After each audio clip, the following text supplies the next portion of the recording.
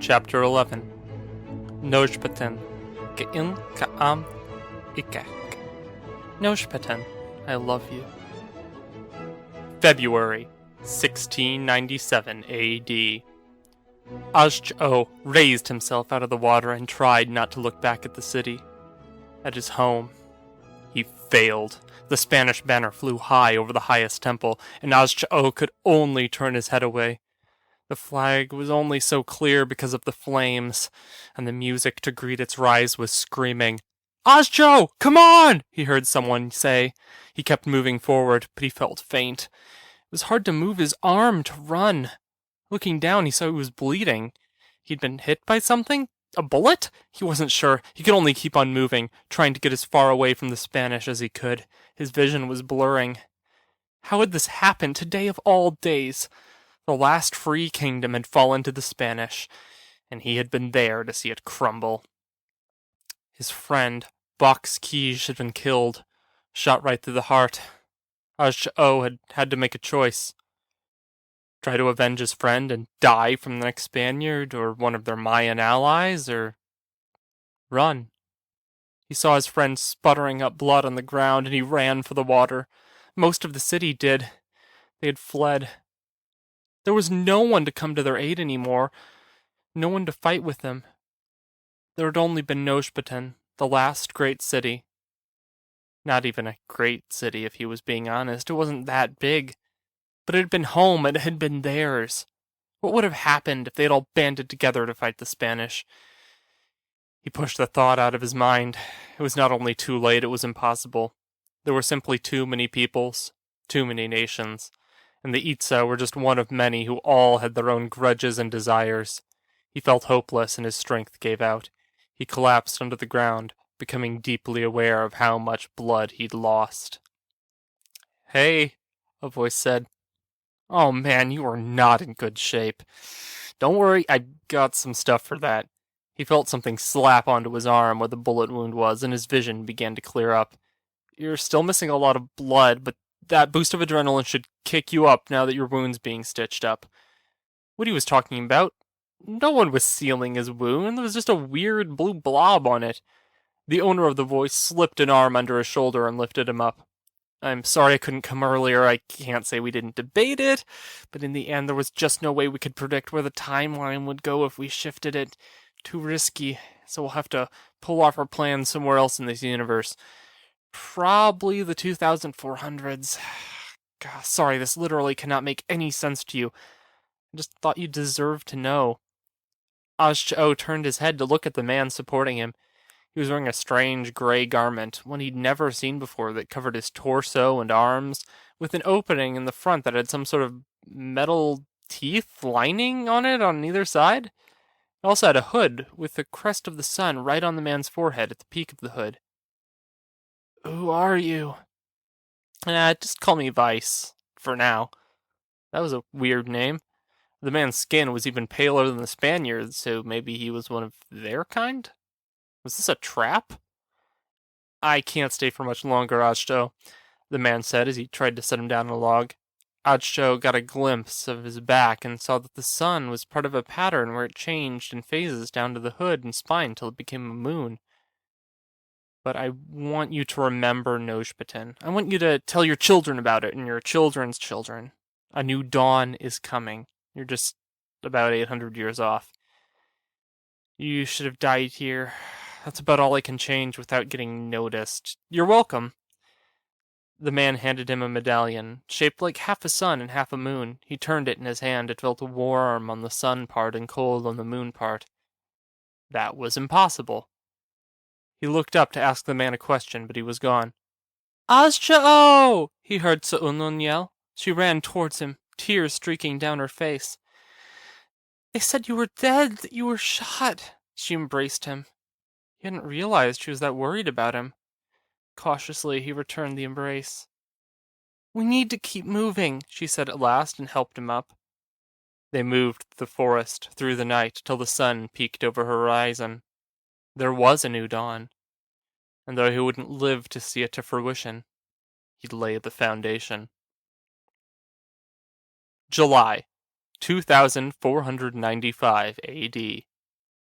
That city used to be called Flores before I became a director at Centro Systems. Now it's returned to its old name. It's a real one. NojPeten. The city was vast, starting on an island and sliding off via huge bridges. At the center of the island was a gigantic skyscraper built in a similar shape to a Mayan pyramid. A long time ago, my ancestors, the Itza people, ruled this land, but the Spanish took it from them, as is the way of the world. Graelyn stared out at the twinkling lights of the city. Mayan futurism maybe described the architecture best. I find it highly unlikely you don't have Spanish ancestors as well, Graelyn mused. Well, of course I do, Manuel laughed and sipped his wine. I'm fairly certain I have an ancestor from nearly every continent if you nosed around enough. I don't give a damn about racial purity. Ugh. But it's not just the percentage of your genetics that hail from a culture that define your heritage. So you choose to idolize. It's what your heritage means, to how the world defines you, and how you define the world. The city began to slip beneath them as they slowed down, and Graelyn could see people and cars in the streets below, moving around in the form of pinprick shapes. NojPeten represent our freedom, the last holdout against the Spanish, the last holdout against this so-called revolution. Graelyn turned to him sternly. Mr. Salazar, you don't honestly think you can beat them? He smirked. Not in a straight fight. Funnily enough, I'll be beating them the way the revolutions beat their foes for years. Cunning. I know what their next move will be, and I'm ready for it. Here. He sighed as he looked out at it. This was all just a land of poor workers. Centro took very little notice of it, except to throw us in their factories. But look what I made. I gave my home dignity, success, purpose. Sounds like you and the revolution actually have a lot in common. He sneered at her. Alice MacLeod wants to take what we built with our own hands and give it to everyone. This city isn't just my work, it's the work of people who live there. I don't care if her ideology wants us to be equal. We've been kicked down by the rest of the world for centuries. I'm not going to give that up just so a little girl can pretend to be Che Guevara. Graelyn adjusted her glasses. Her prison clothes were still uncomfortable, and she missed her real glasses. If only they had time to grab her belongings. Mr. Salazar, I want you to understand, and this is coming from someone who Alice MacLeod tried to murder, that I respect both of you.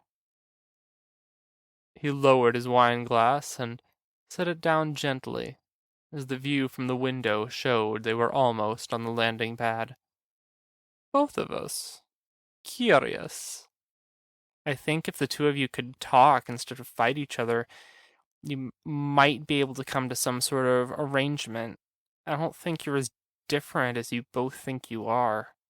The craft landed, and the doors were opened. I doubt it. Now, Graelyn, welcome to the city of the old gods. For the second time in not that long, Arch found himself waking up without control of his limbs. The camera of his eyes rebooted, and he began to take in the world around him, blurrily. His microphone switched back on and he listened. I think he's waking up. The world began to come into focus, and he saw a woman squatting next to him, her face leaning into view. Behind her was another woman nursing a bruised head with a beret.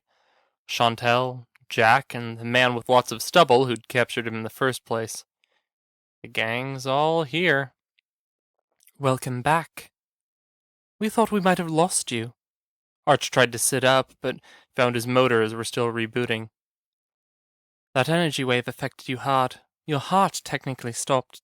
Technically, you died while out of your prison cell. Your guards let me out. Oh, no, those weren't my guards. Salazar clearly was interested in talking to you. He set it up with his plants. The question is now, what am I supposed to do with you? I need to find Graelyn. Yes, I thought you might say that. She's with Salazar. His processors put extra effort into restarting his systems, and he bolted into a sitting position. He captured her? I'll be generous. He freed her from prison, and she was smart enough to realize it might save her from execution. You don't like Salazar, do you? His arms began to get motor function back, and he tested them, moving his fingers. I have reasons to hold a grudge on him. I'm curious as to why. If this is a new reality for you, like you told me, he's not the same person. Arch trained his eyes on her, and neither is Graelyn. Then why a vendetta? I need questions answered. Then we both have a reason to see him. What are you going to do to him? Whatever the council decides for me to do. That's less decisive than I imagined. I'm not into lying. I want you to come with me. I'm going to confront him. Laying siege to a city like NojPeten will cost countless lives. This isn't like New York, where there was no way in but invasion. Salazar is the only thing holding this resistance together. If I get to him, we can take the city with only minimal fighting. And what does the council want you to do?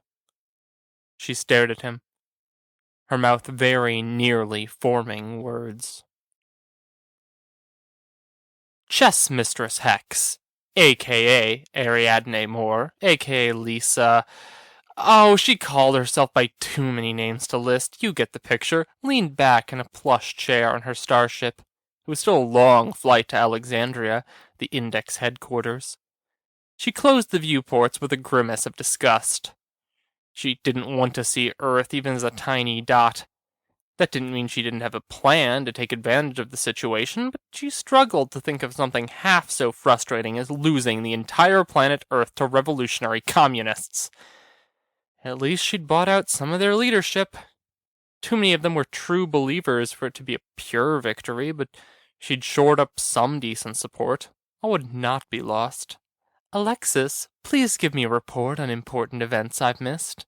Alexis, identical in every way except for her docile mind, smiled, as though she had won the lottery and getting to perform this task.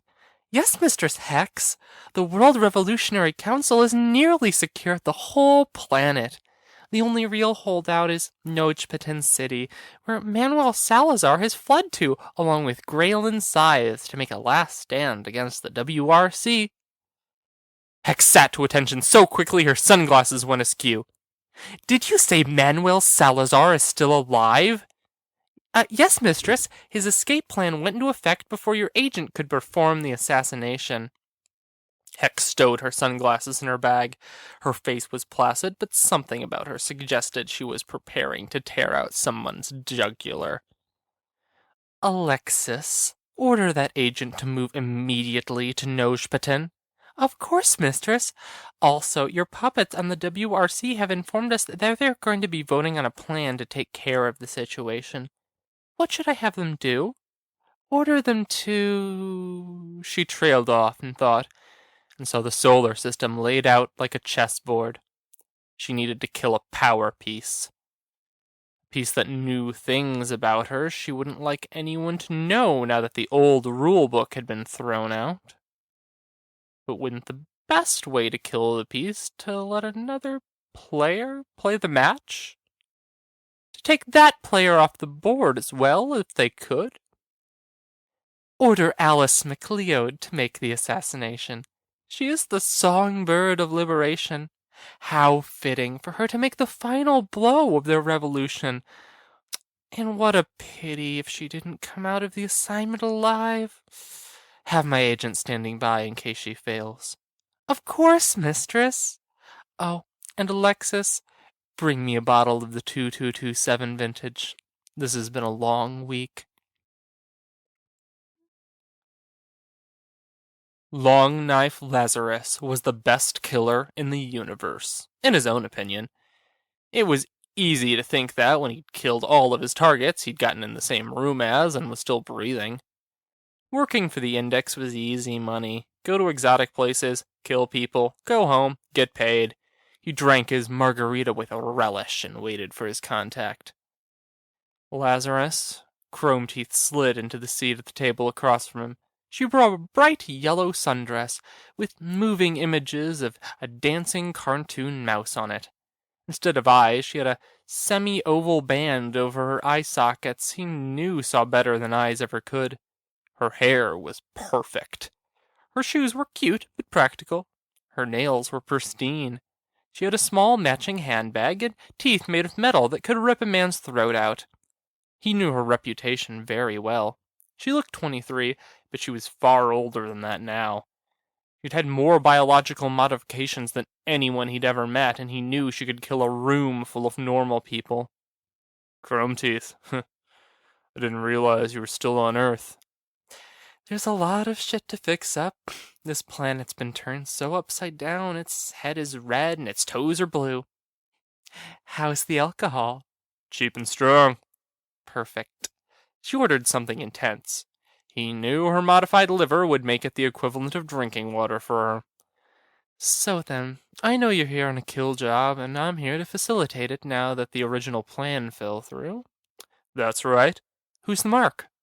Manuel Salazar, nearly the last of Centro's leadership. Sarah McLachlan froze. You said you're here to kill Manuel Salazar. Orders right from the top, the librarian himself. Well, herself, she thought, though that was need to know. Where's he holed up?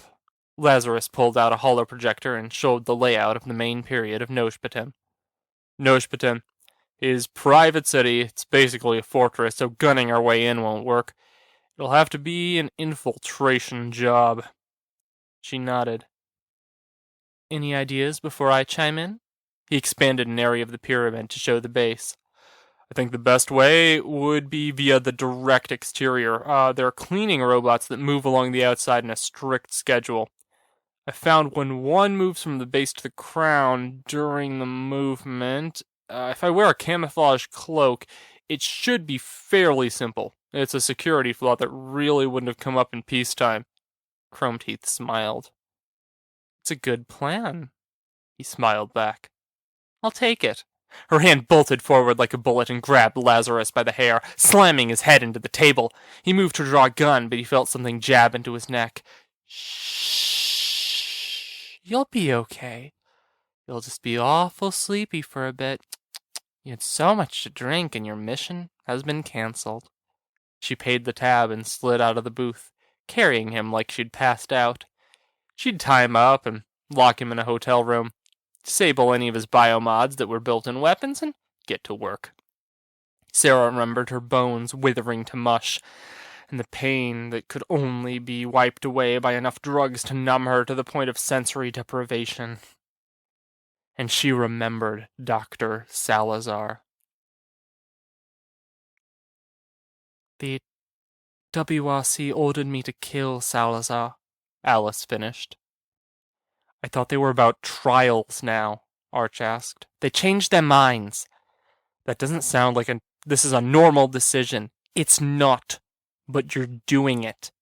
Alice sighed and looked back at her team.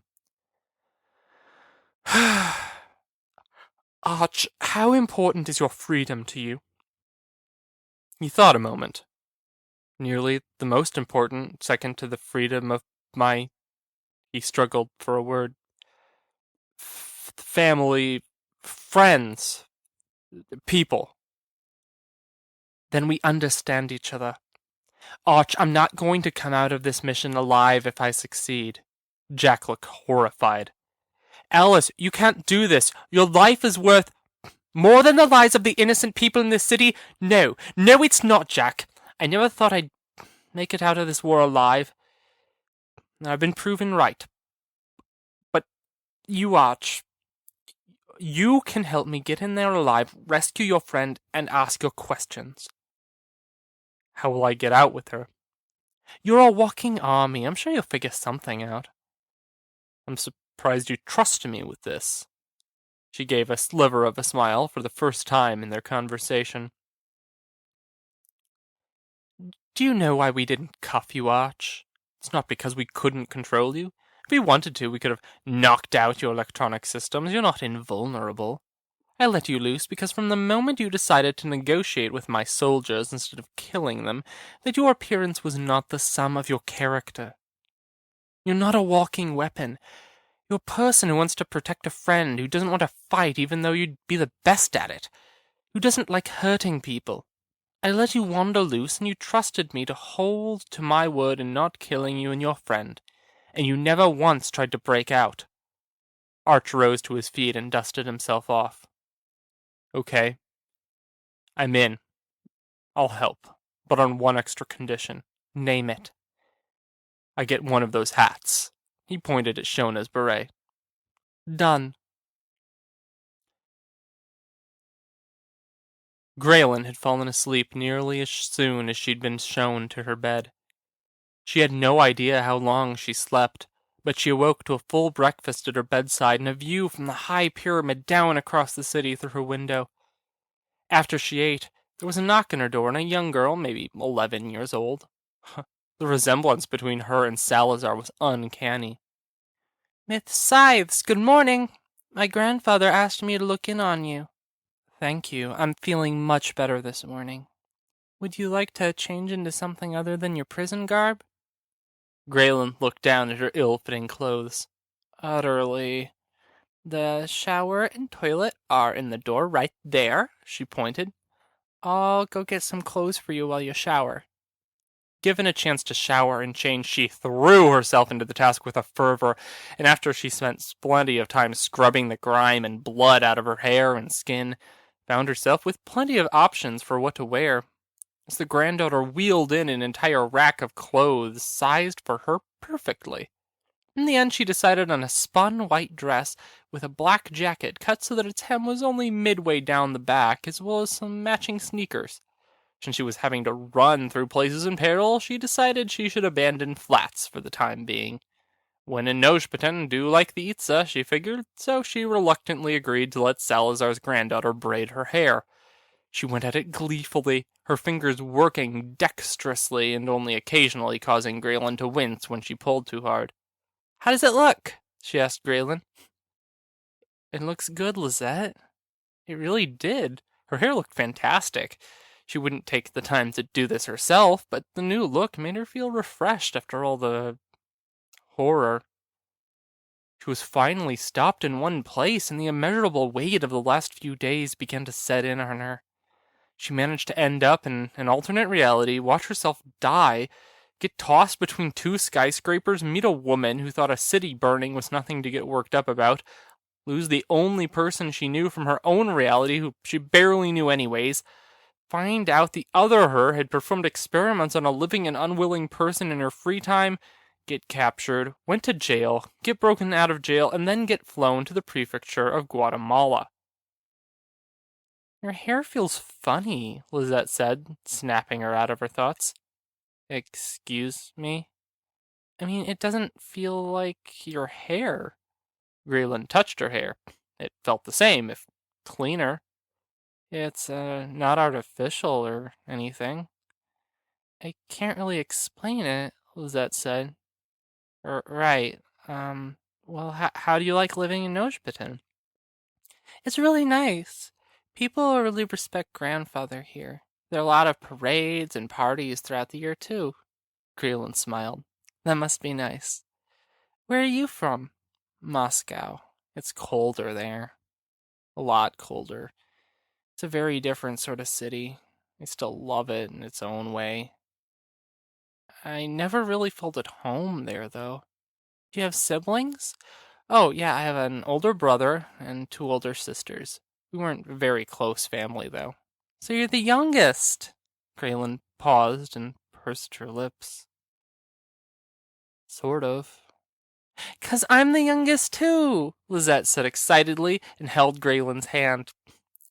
How long will you be staying with us? Graelyn shook her head. I don't really know. It depends on a lot of things. Did another girl come with us? She would have been dressed in prison garb, too. She was about my age, black. Lizette nodded, let go of Graelyn's hand, and ran out of the room, only to return with the intern, who was wearing jeans and a black top with lace edges. Graelyn stood up happily. You're safe. I'm relieved. They awkwardly moved in to hug, but then gave up and settled on shaking hands. Do you think we're going to be safe here? The intern asked. Salazar has a plan, so I can only hope. Granddad won't let anything bad happen to you, Lizette enthused. You can count on him. Graelyn smiled. She wasn't sure she believed her, but it was nice to hear nonetheless. Thank you, Lizette. I'm sure you won't. By the way, I just can't keep calling you intern. Actually, I prefer that. Are you sure? That was frankly pretty weird. Yeah, it makes me feel safe right now. Sure, whatever. Alright then, intern, Lizette, what is there to do around here? Lizette tugged on her dress and the intern's jeans and took them to the elevator. They exited through the cathedral-esque lobby onto the sunny streets of NojPeten, as street vendors yelled in Spanish selling their wares. A street preacher yelled something unintelligible. A group of kids played soccer in a small park. They walked through an art show, taking up the sidewalks, and bought lunch from a vendor selling some sort of dish with bat-grown meat packed in fried corn dough, washing it down with apple-flavored soda. For all the city seemed like that day, it was like there wasn't a war going on. But Graelyn knew that would change tomorrow, and even as they walked, the festive streets, trucks of troops moved through the city. The city knew a war would come tomorrow in some form, but not today. Today was their day of peace, and the city in unison had decided they wouldn't let tomorrow hold them back today. Lizette brought them all some rice and cinnamon ice cream, and the three sat by the lakeside, watching the light dance on the water. She wondered if she'd have a day like this again. Alice handed Jack a box, and he looked at it, perplexed. Okay, you have given me a box. There's a cat in it. That is an awful underhanded way to give someone a cat. It's not yours, well, it will be, it's mine. Jack squinted. Don't you hate cats? It was Graelyn's. I promised her I'd look after it. I don't break promises anyway. When I don't come back, he'll need to be looked after. No. If you don't come back, not if, you're coming back. Alice smiled reassuringly. Sure, Jack. If you need to believe that. His name is Captain Fudgesicle. Jack looked down at the box and back up at Alice. That is literally the worst name for a cat I have ever heard. Then I'm glad you're so committed to the revolution that you can carry this burden. Maria moved to the jungle and slipped in through the city gates at dawn. She was no different than any of the other travelers coming in and out, but she knew things they didn't. She moved through the streets calmly towards the central pyramid. She had business with Manuel, revolutionary business, and he would not deny her. The WRC didn't know the area like she did, or the situation here. She could deal with this on her own. She reached a seemingly blank stretch of wall and pressed her hand to it, spoke a long series of letters and numbers quickly. It scanned her eyes and took a sample of her DNA. She waited. Welcome, Maria Salazar. The wall slid open, and she stepped in. It just as quickly shut closed. It had been a targeted risk. But she knew how family mattered to that man. He'd never deny his home to his sister. Chess Mistress Hex looked out at the data laid out in front of her. The board was set. The pieces were in place. There were pawns and knights, bishops and rooks, kings and queens. Each moved in its own way, and she had mapped their movements out. No plan was without risk, but nothing could be gained without chance. The pieces were assembled thus, and the game would be played in Manuel's foolhardy endeavor of a city of NojPeten, that backward, moronic, useless wretch. Still, she was clever enough to know to never underestimate her pieces. This game would need to be played with the appropriate finesse and respect. With Salazar and Songbird dead, she could easily hold carrots in front of the World Revolutionary Council. She already had enough of them in her pockets. She could still make this loss into a win. The board was set. White moves first. a hand reaches out across the lake in front of NojPeten and picked up a pawn. There was nowhere to go but forward.